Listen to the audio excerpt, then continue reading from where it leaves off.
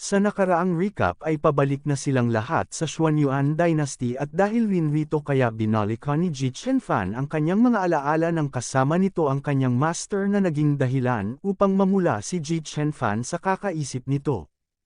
Naagad rin namang napansin ng kanyang master at upang baliktarin ang topic kaya tinanong ni Ji Chenfan ang kanyang master na kung ang dahilan ba ng kanilang pagbabalik sa Xuanyuan Dynasty ay para lutisin si Zihe. Subalit hindi ito ang tunay na layunin ng paglalakbay nila at ito ay upang bigyan si Ji Chenfan ng espesyal na pagsasanay, na ikinagulat naman ni Ji Chenfan nang marinig niya ang sinabi ng kanyang master. Pagkatapos nun ay pumunta si Chen Ye at ang disciple nito na si Ji Chenfan sa Xuanyuan Dynasty Linguang Town, at mula sa loob ng isa sa mga silid dito ay agad tinanong ni Ji Chenfan ang kanyang master na kung ito ba ang mga espesyal na pagsasanay na sinasabi ng kanyang master. At sa loob rin ng silid ay sinabi ng isang matandang lalaki na ngayon ay pag-uusapan nila ang pag-aalsa ng Xuanyuan. Noon ang lahat ng mga bayani ay nahati, at ang mundo ay lumalakas, isang katlo ng mundo ay kailangan ng malaking bilang ng mga bayani. Nang marinig naman ito ni Ji Chenfan kaya agad niyang tinanong ang kanyang master na kung gusto ba ng kanyang master na makarinig ng mga kwentong tulad nito.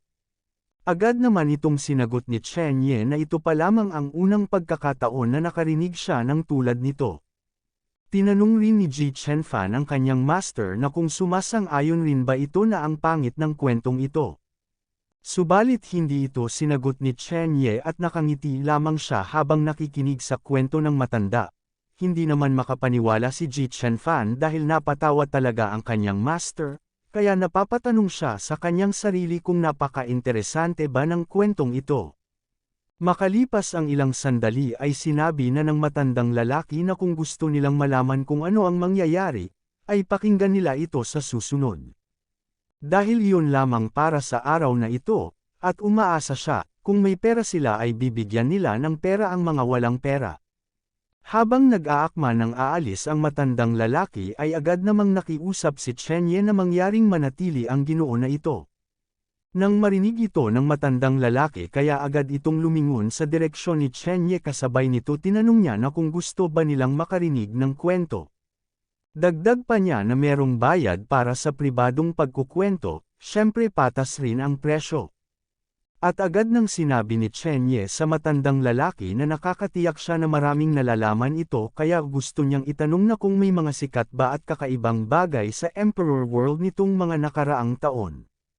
Habang sinasabi ito ni Chen Ye ay agad namang kumuha si Ji Chenfan ng pera sa kanyang pitaka at agad niya itong inilagay sa taas ng mesa. Nang mapansin naman ito ng matanda kaya sinabi niya na sa pagsasalita tungkol sa mga kakaibang bagay at estranghero ay maraming may kakayahang mga tao na natural na maaaring pumapasok at lumalabas sa Xuanyuan Dynasty. Ngunit ang isa sa kanila ay maaaring pag-usapan, at ito ay isang malaking kwento, at isang espesyal na kwento. At isa na rito ang medical concubine Zihe ng Xuanyuan Dynasty na ipinanganak upang magsalita ng mahusay, at natutunan ito ang sining sa edad na 3, sa edad na 10 ay lumabas ito sa bundok upang tumulong sa mundo. At nang maglaon ito ay naging concubine na kung saan ay iba ng kwento ito, hindi naman napigilan ni Ji Chenfan ang galit nito nang marinig niya ang pangalan ni Zihe kaya hinampas nito ang mesa. At agad ring tinanong ng matanda na kung nasiyahan ba sila sa sinabi niya. Naikinainis naman ni Ji Chenfan nang ibigay niya ang kanyang pera, nang mapansin naman ito ni Chen Ye kaya sinabi niya ang pangalan ni Ji Chenfan, at habang hindi pa nagsisimula si Chen Ye sa sasabihin nito ay agad na itong naintindihan ni Ji Chenfan, kaya dinagdagan pa nito ang pera sa taas ng mesa. At tinanong uli ni Chen Ye ang matanda bilang karagdagan na nais niyang malaman kung mayroong bang anumang mga cultivator na may kakaibang mga background sa mga taong ito. Halimbawa na lamang na tumawid sa hangganan upang patayin ang kaaway, magkaroon ng isang kahabag-habag na karanasan sa buhay, makakuha ng isang pakikipagsapalaran at maging isang makapangyarihang tao. Sinabi naman ng matanda na kung nagbibiro ba ang Daos dahil ang cultivation ay talagang isang hakbang sa isang pagkakataon, at mayroong maraming mga henyo sa Human Emperor World. At ang uri ng pakikipagsapalaran na binanggit niya ay umiiral lamang sa nobela. Dagdag pa niya na sa nakalipas na daang taon si Zihei lamang ang pinakakahangahangang figure. Sinabi rin ni Chen Ye sa matanda na inistorbo niya siya, kaya magdahan-dahan lamang ito. Habang umiiyak sinabi naman ni Ji Chenfan sa kanyang master na ang kanyang pitaka ay wala ng laman. At kailangan niya siyang bayaran. Makalipas ang ilang sandali ay lumabas na si Chen Ye sa silid at sa labas ay patanong na sinabi ni Ji Chenfan sa kanyang master na yung mga special exercises na nabanggit niya kanina, na agad rin namang sinagot ni Chen Ye na ito na yon. Nang marinig ito kaya tinanong ni Ji Chenfan na kung ang pakikinig ba sa kwento ay binibilang rin ba sa cultivation. Dahil akala niya ay tuturuan siya ng kanyang master ng mga bagong pagsasanay upang mapabuti ang kanyang cultivation. Sinagot naman ito ni Chen Ye na ang mortal na karanasan ay bahagi pa rin ng cultivation, at ang kanyang antas ng cultivation ay mabilis na napabuti. Sinabi naman ni Xiao Shi na magpahinga na lamang sila, kumain, uminom at magsaya. Dagdag pa ni Chen Ye kay Ji Chenfan na ang pahinga at pagpapagaling ay kasing halaga rin ng pagsasanay. Dahil maraming mga cultivator ang masyadong nagsusumikap para sa lakas, at sila ay nababaliw kapag ang kanilang kalooban ay hindi matatag. Nang marinig ito kaya agad tinanong ni Ji Chenfan ang kanyang master na kung ito ba ay ang holiday. Na agad rin namang sinagot ni Chen Ye na isipin ito ni Ji Chenfan bilang isang gantimpala para sa kanya pagkatapos ng mahirap na pagsasanay sa panahong ito. Na agad rin namang naintindihan ni Ji Chenfan na ikinasigla rin ito dahil palaging nadidisappoint niya ang kanyang master kapag nagsasanay siya, pero pagdating sa paglalaro ay lagi siyang magaling. Kaya sinabi niya sa kanyang master na makakatiyak ito na dadalhin niya ito para maranasan at matikman ang masasarap na pagkain ng Xuanyuan Dynasty at isa ring magandang lugar para maglaro. Dagdag pa niya na meron na siyang naisip na isang lugar na siguradong magiging interesado ang kanyang master. Nang marinig ito kaya agad na ring sinabi ni Chen Ye na pangunahan ni Ji Chenfan ang daan. Patanong namang sinabi ni Xiao Shi sa kanyang master na mukhang napakasaya ni Ji Chenfan na agad namang sinagot ni Chen Ye na ito ay dahil sa pagbabalik ni Ji Chenfan sa isang lugar na pamilyar sa kanya. Sinabi rin ni Xiao Shi na kahit si Ji Chenfan ay magiging isang human emperor, ang kasalukuyang Ji Chenfan ay isa pa ring 15 taong gulang na batang babae pa lamang. Kaya iniisip ni Xiao Shi na ang kanyang master ay mag-aayos ng isang hairstyle na pagsasanay para kay Ji Chenfan upang makumplito niya ang gawain ng pagkolekta ng Qilok. Sinabi naman ni Chen Ye na ang mga gawain ay mga gawain lamang, at ang bilis ng pagsulong ni Ji Chenfan sa panahong ito ay hindi na rin masama, at kailangan din ng tamang pahinga para sa cultivation. Dagdag pa niya na kailangan din niya ng ilang oras para pag-isipan ang susunod na paraan ng pagtuturo kay Ji Chenfan at mga follow-up na mga bagay. Nang marinig ito kaya agad nagmungkahi si Xiao Shi na marahil ay may makukuha ang kanyang master sa mga pamamaraang itinuro sa kanya ng kanya ring master noon. Sinabi naman ni Chen Ye na wala siyang master, at hindi kailanman tumanggap ng mga disipulo. Kaya wala siyang gaanong karanasan sa pagtuturo kay Ji Chenfan.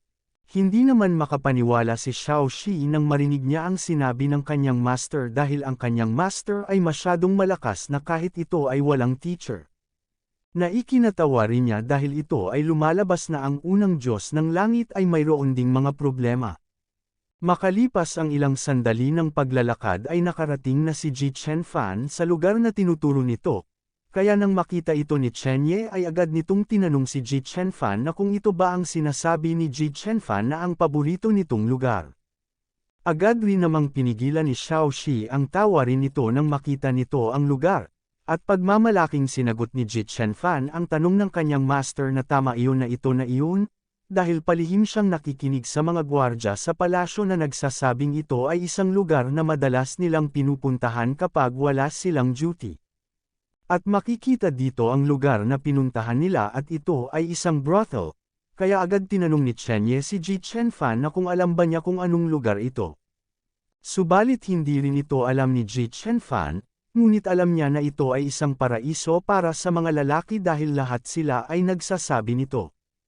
Nang makita naman ng dalawang prostitute si Chenye kaya agad kumapit ang mga ito sa braso ni Chenye kasabay nito tinanong ng isang prostitute na kung ito ba ang unang pagkakataon niya dito, kasabay sa pagtatanong ay sinabi rin ng isang prostitute sa master na pumasok na ito at maglaro.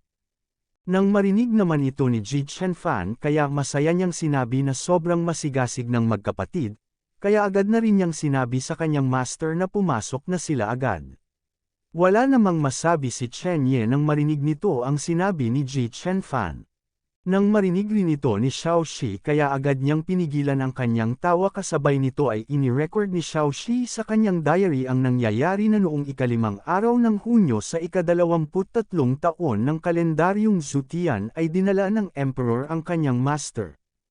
Habang hindi pa natatapos si Xiaoxi sa pagsasalita nito ay nagpakawala na si Chenye ng malakas na spiritual energy sa buong katawan nito dahilan upang mapahiyaw ang dalawang prostitute na nakakapit kay Chenye dahil ang kanilang kasuotan ay tinatangay ng malakas na bug zone ng spiritual energy na nanggagaling kay Chenye. At agad pinitik ni Chenye ang noo ni Ji Chenfan dahil sa pinaggagawa nito na ikinaluhan naman ni Ji Chenfan dahil sa lakas ng pagpitik ni Chenye sa noo nito.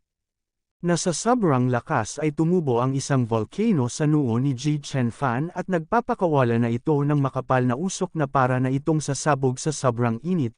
Kasabay nito ay agad ring sinabi ni Chenye kay Ji Chenfan habang nag-aapoy ito sa galit na pagkatapos nitong bumalik ay kopyahin ni Ji Chenfan ang paghingi ng tawad ng 100 beses, na ikinataranta naman ni Ji Chenfan nang marinig niya ang sinabi ng kanyang master kaya agad niyang tinanong ang kanyang master na kung bakit. Makalipas ang ilang sandali sa loob ng silid makikita si Ji Chenfan na patuloy sa pagkopya ng paghingi ng tawad. Habang umiiyak tinanong ni Ji Chenfan ang kanyang sarili na kung ano ang ginawa niyang mali. At hindi lamang iyon ang ikinaiyak ni Ji Chenfan dahil kundi ngayon rin ay holiday. Sa kabilang banda sinabi naman ni Chenye kay Xiaoxi na ngayon ay talagang nakumpirma na niya na ang Traverser sa Human Emperor World ay ang medical concubine na si Zihei. Na ipinagtaka naman ni Xiaoxi nang marinig niya ito. Kaya tinanong ni Xiaoxi ang kanyang master na kung siya ba ay naglalaro lamang nitong mga nakaraang mga araw. Naagad rin namang sinagot ni Chenye na naisip niya rin ito noon na ano ang silbi ng paglalakbay niya sa oras at espasyo, at bumalik sa 100,000 taon na ang nakalilipas upang mangolekta ng mga alagad. Dahil kahit na wala siya ay magiging emperador pa rin si Ji Chenfan. Ngunit ang paglitaw ng Traverser ay nagpapaisip sa kanya ng isang posibilidad na kung ang Traverser ba nawala sa historical timeline ang dahilan kung bakit siya dinala ng system sa panahong ito. Kaya gusto niyang makita kung may iba pa bang Traverser bukod kay Zihei. Okay mga kabenhwa sa puntong ito ay pinalitan na nila ang 10,000 taon at ginawa na nila itong 100,000 taon ang pagbabalik ni Chenye sa nakalipas at baka ito ay para mas tumagal bago si Chenye nakarating sa nakaraan at upang mas maraming nangyari. Agad namang humingi ng tawad si Xiaoxi sa kanyang master dahil ang bersyon ng system ay masyadong mababa upang magbigay ng higit pang impormasyon sa kanyang master. Sinabihan naman ni Chenye si Xiaoxi na huwag itong mag-alala dahil pagkatapos na malutas ang usapin sa Traverser ay maa-upgrade na siya. Dagdag pa niya na kung bakit may mga Traverser at kung ano ang ibig sabihin ng mga Traverser na nakawin ang Chilok ng maliit na mundo ay magiging malinaw kung tatanungin nila si Zihei ng personal. Matapos itong sabihin ni Chenye ay agad na itong nagpakawala ng spiritual power sa buong katawan nito upang gamitin ang skill nito na Wandering Sky Eyes. At mabilis niyang nakikita ang mga nangyayari sa kanyang paligid, at dahil rin rito kaya agad niyang nakita si Zihei na nakipagkita sa isang lalaki sa gitna ng kagubatan, habang naghahawak kamay ang dalawa ay hindi naman malaman ng lalaki ang sasabihin nito kay Zihei. Nang mapansin naman ito ni Zihei kaya sinabi niya sa lalaki na hindi na kailangang sabihin ang anumang bagay. Nang marinig ito kaya tinanong ng lalaki na kung anong nangyari. Dahil ngayon ang relasyong ito sa pagitan niya at siya ay yumanig sa mundo. Kaya tinanong uli ng lalaki na kung may iba pa ba si Zihei na hindi masabi sa kanya.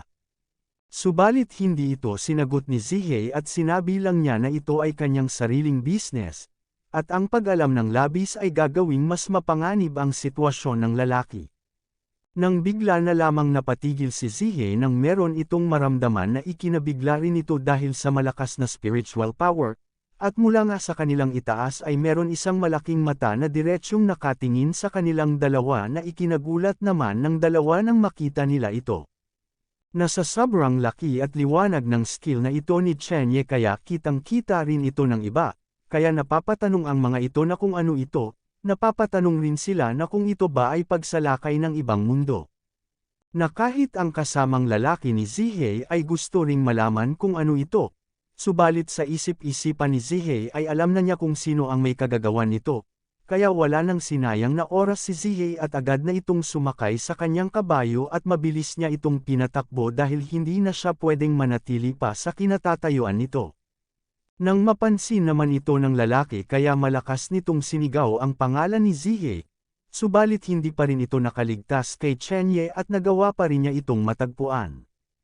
Makalipas ang isang buong gabi, habang naglalakad ay agad namang sinabi ni Ji Chenfan sa kanyang master na inaamin niya na nagkamali siya kahapon.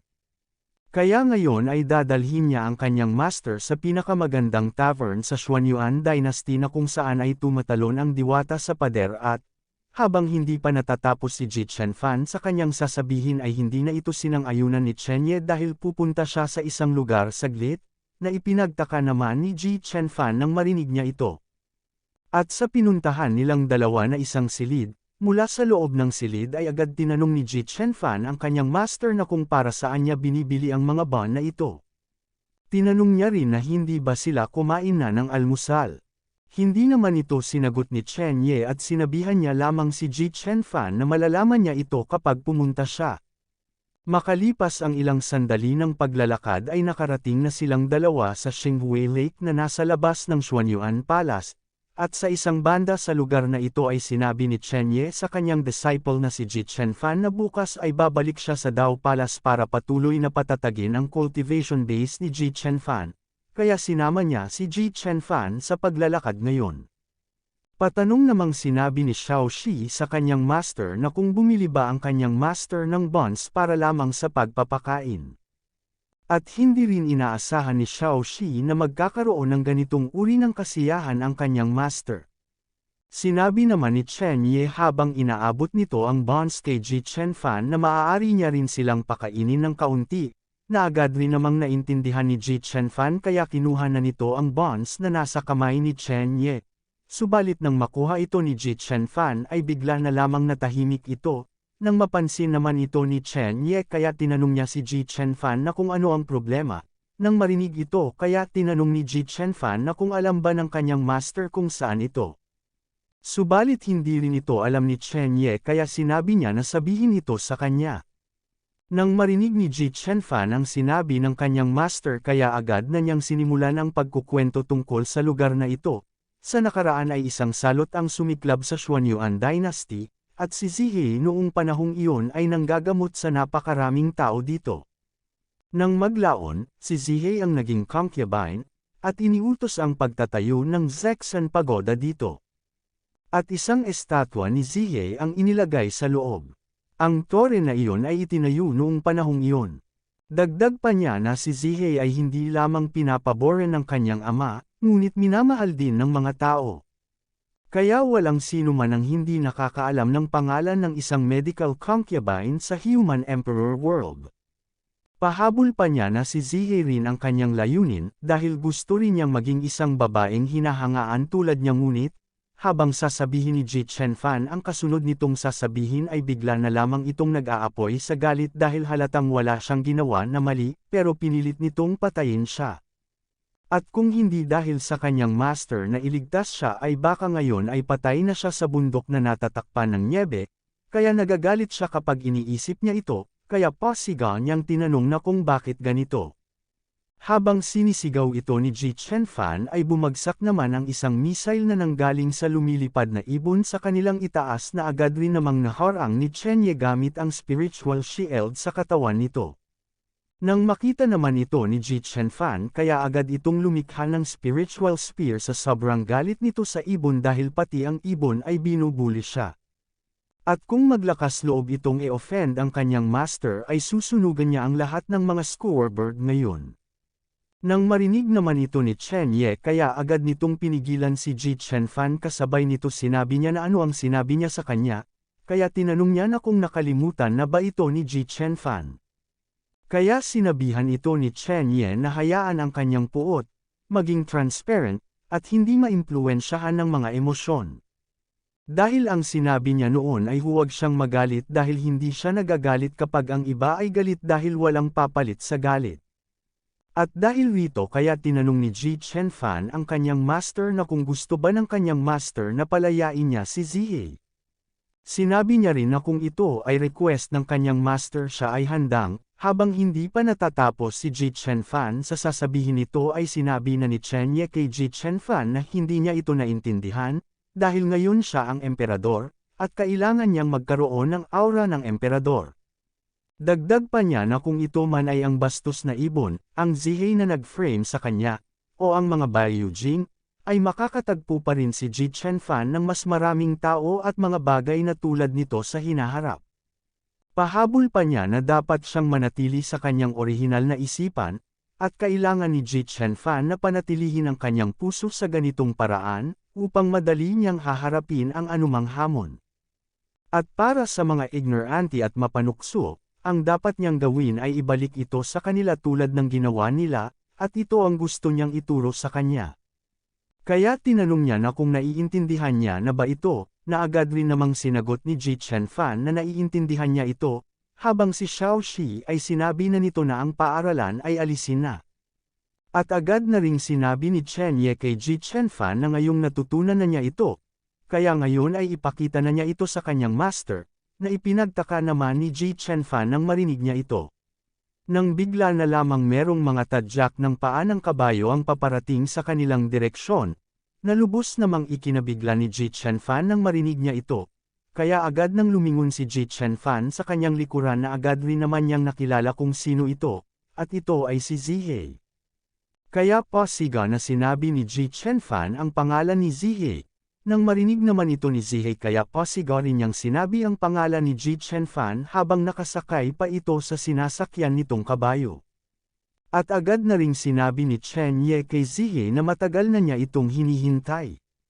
Medical concubine Zihe, o dapat niyang tawagin siya na ang Traverser na siyang Zihe, na lubos namang ikinagulat ni Zihe nang marinig niya ang sinabi ni Chen Ye at dahil rin sa sinabi ni Chen Ye kaya nakakasigurado si Zihe na isa rin si Chen Ye sa Traverser.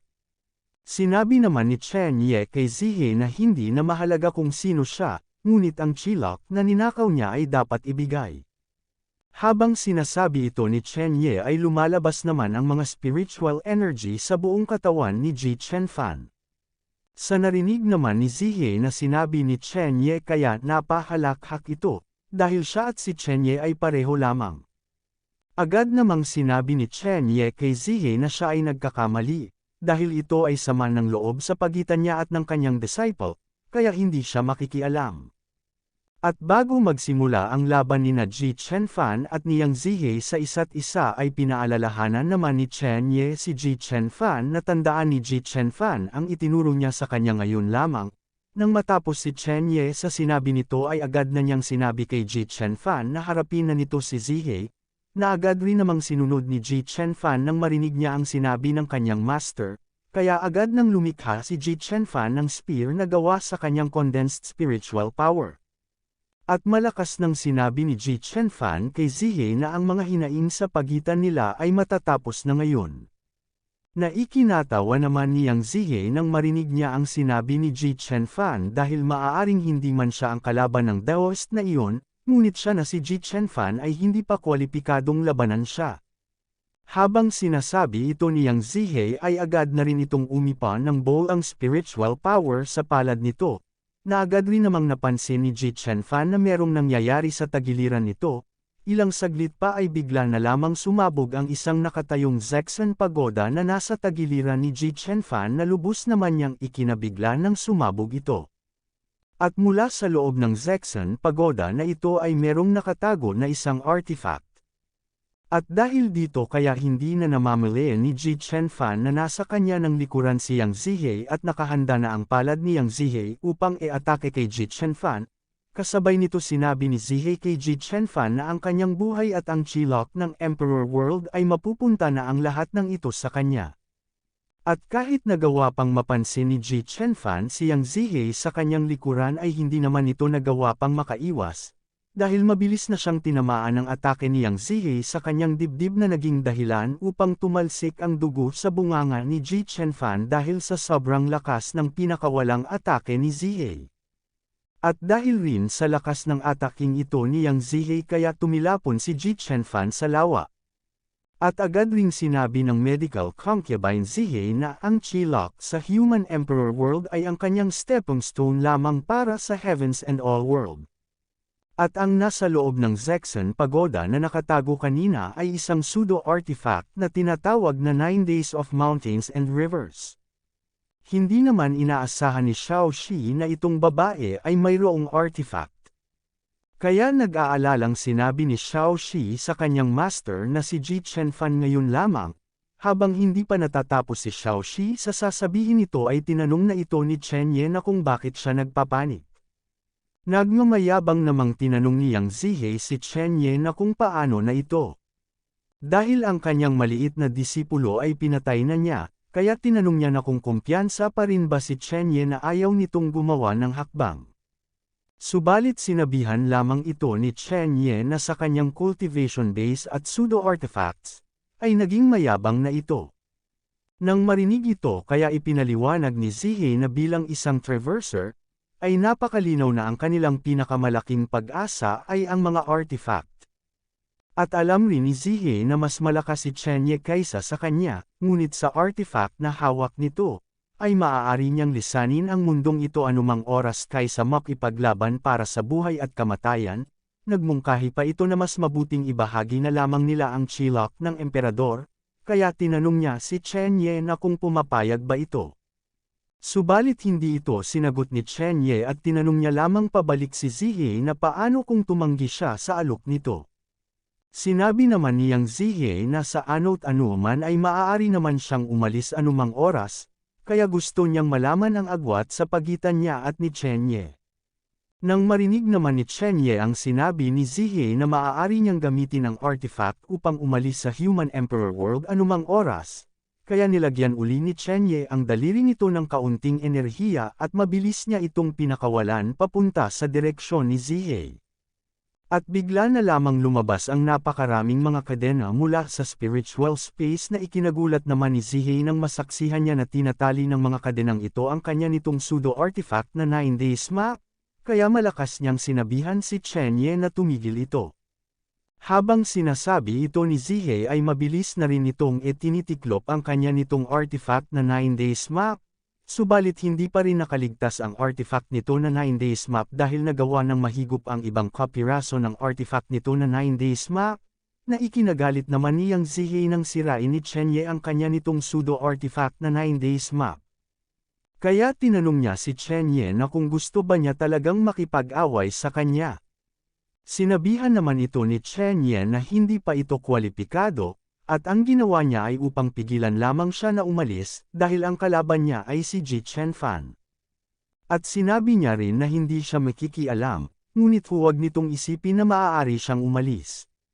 Na ipinagtaka naman ni Yang Zihei nang marinig nito ang sinabi ni Chen Ye dahil si Ji Chenfan ay pinatay na niya, kaya papaano itong, habang hindi pa natatapos si Zihei sa sasabihin nito ay bigla namang nagkaroon ng reaksyon ang lawa. Na ikinagulat naman ni Zihei nang mapansin niya ito, ilang saglit pa ay bigla na lamang bumulwak ang tubig ng lawa paitaas, at kasama rito si Ji Chenfan, kaya nang makita ito ni Yang Zihei ay hindi ito makapaniwala dahil papaanong buhay pa rin si Ji Chenfan. Dahil ginamit na niya ang kanyang buong suntok sa harapan.